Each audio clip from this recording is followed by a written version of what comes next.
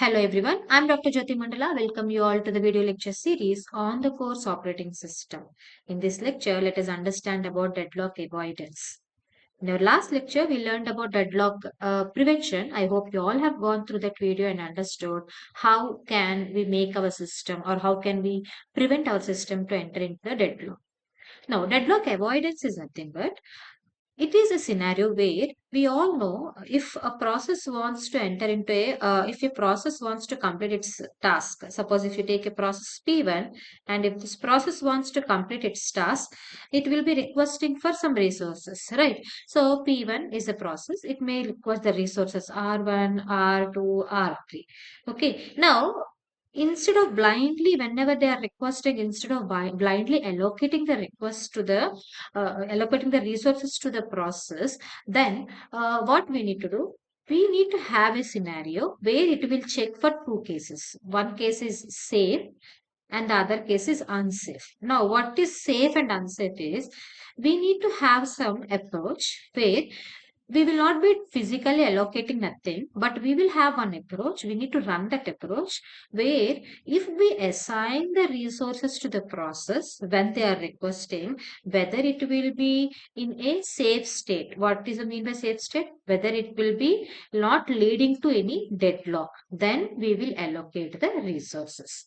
But if we are allocating the resources and if it is leading to an unsafe state where it results to a deadlock, then we will decide not to allocate the resources. And also, we will find out the order in which the resources has to be allocated also. That means, suppose if you consider resources like processes like P1, P2, P3, and they are competing for some resources R1, R2, R3, then we need to figure out some order, like an order like P1, P2, P3, order or an order like P2, P1, P3, any order. If we need to find out the order in which the resources has to be granted to the process so that the system will lead to a safe state, resulting there is no deadlock. But if we could not get any such order of allocating the resources, then it is called as an unsafe state. That means it may lead to deadlock. So if we are telling like it is an unsafe state, we will not be providing the resources. So that this approach of avoiding our system to enter into deadlock is called as a deadlock avoidance. I hope this basic idea is clear to you all. Right. Now to have this one, to have this approach, we have two algorithms with us. We have like two approaches with us. First approach talks about, make a note all of you. First approach talks about resource allocation graph.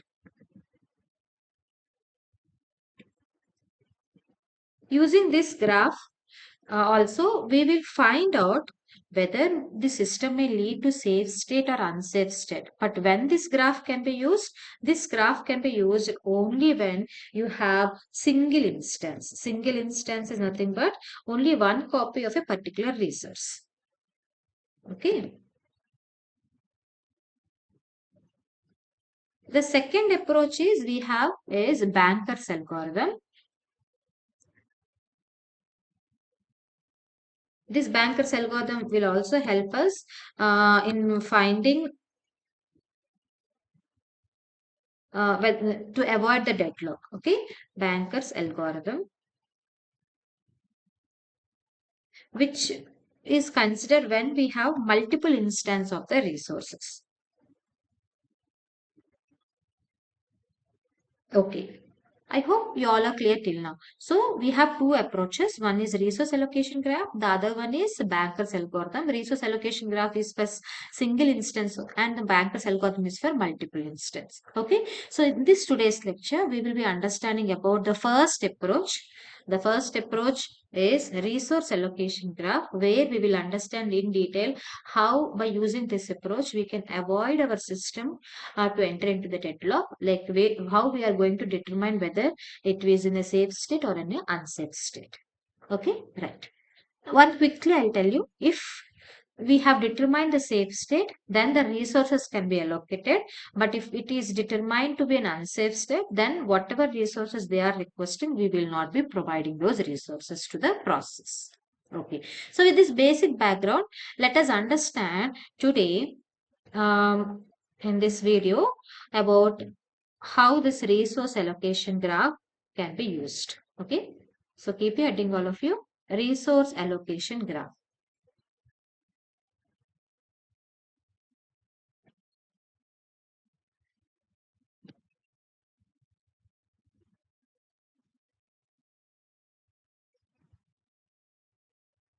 So as I already told you, this resource allocation graph can be used for only single instance. That means single instance is nothing but, suppose if you consider one resource as a printer.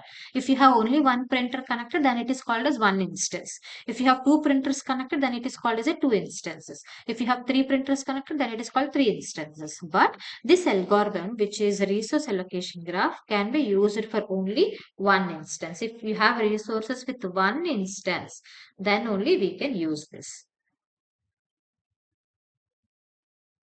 One example is one printer, or you have one scanner connected.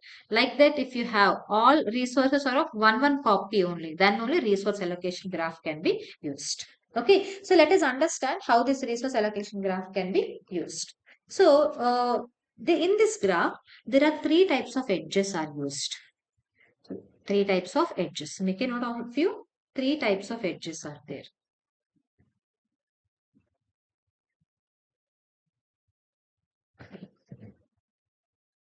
In this resource allocation graph, three types of edges are used. The first type is called as, first make a note of all these names and then we will have an understanding. First type of edge is called as a claim edge. Second type of edge is called as a request edge. And third type of request is called as allocated edge. Allocated edge is also called as assigned edge.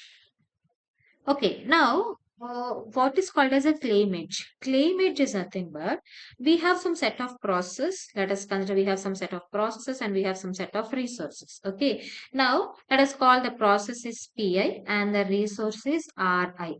Now, if the claim edge is nothing but if it is telling like this process may request the resource Ri in future. It is not now. In future, it may request. That means if process PI may request resource RI, that information is required. Then it is called as a claimage. Then how it will be represented in the diagram? It will be represented in the graph with a dashed line like this and with an arrow mark. That means if PI, if it may request the resource RI in future, then it will be represented a dashed line from PI to RI. I hope you all are clear. Now, second one is request edge. Request edge is nothing but the process is now requesting this resource Ri. Then that will be represented with a arrow mark, solid line pointing towards the resource. That means if Pi is requesting a resource of Ri, then there should be an edge between Pi and Ri where the direction is from Pi to Ri. It means it is a request.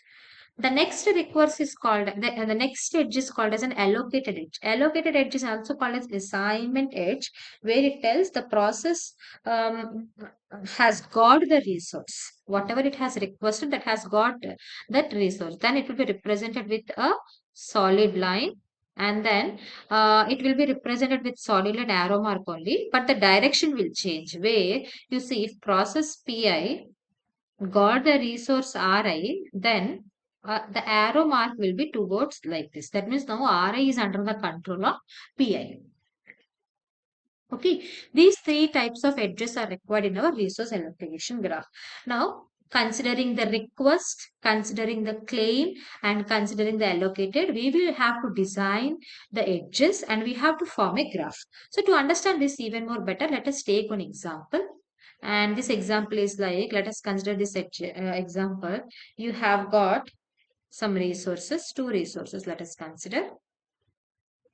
The resource is like R1 and R2.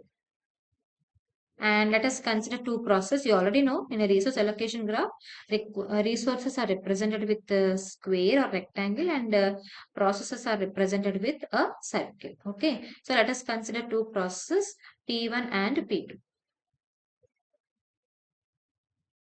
Now let us consider a scenario. P1 already got that it has got allocated with the resource R1. So it is an allocation edge. So that arrow mark is represented like this. That means R1 is under the control of P1. And then P2 is requesting for R1. Then there is a edge between these two where the arrow is representing towards R1, saying like P2 is requesting R1. Now there will be a scenario where R2 may be requested by both P1 and P2 in future, not now. In future they may request it. That is called as claimage. Then there will be an arrow mark, there will be a line or edge with a dashed line pointing towards the resource. So P1 may request R2 in future, and P2 also may request the resource in future. So there is an edge like this. Okay, now once this graph is available, we need to check for safe and unsafe state. We need to check for safe and unsafe state.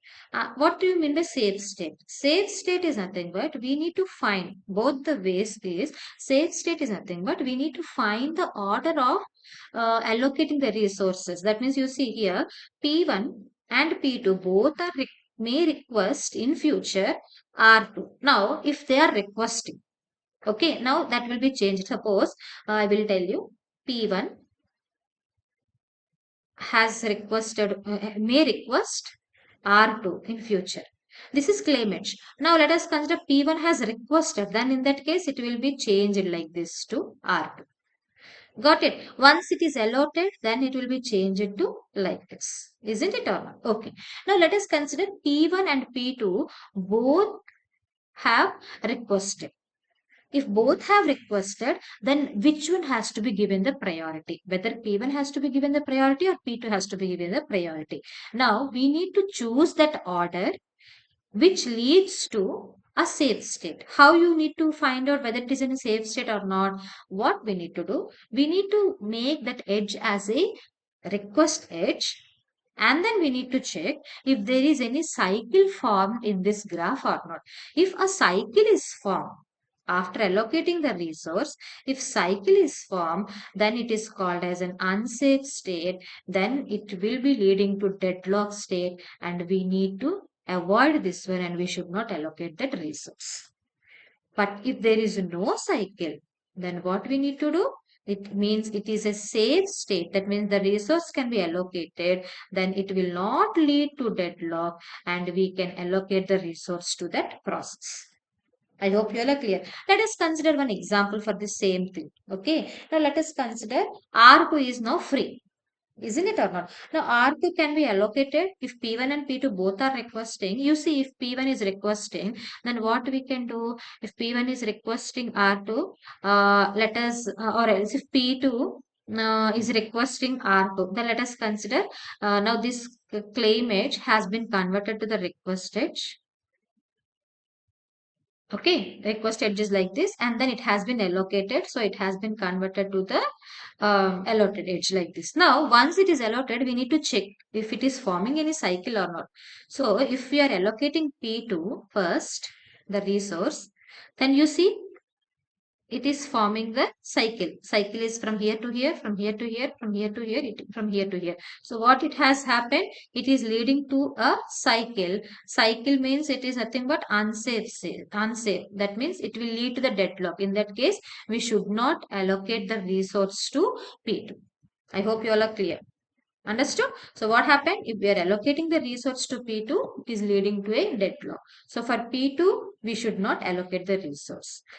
Now we have the other cross also requesting. So if P1 is requesting, then it will be changed to the request edge, and finally it will be converted to the resource will be allocated to the P1 because it is available. Now you check, there is no cycle here.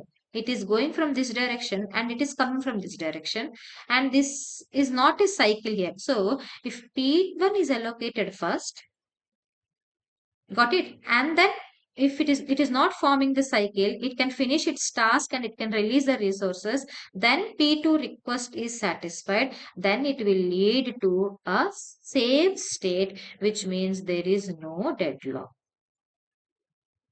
So like this, we can check whether by considering the allocation graph, resource allocation graph, we can avoid our system to enter into a deadlock. So that's how this resource allocation graph will help us in finding the safe sequence to allocate the resources. But there may be some scenarios where we could not able to find the safe sequence, then we can't do anything. But if there is an option, then we always need to find out the safe sequence of allocating the resources so that we can avoid our system from entering into the deadlock state. So this algorithm, approach is called as a resource allocation graph. You need to keep in your mind it here. We are talking about only single instance.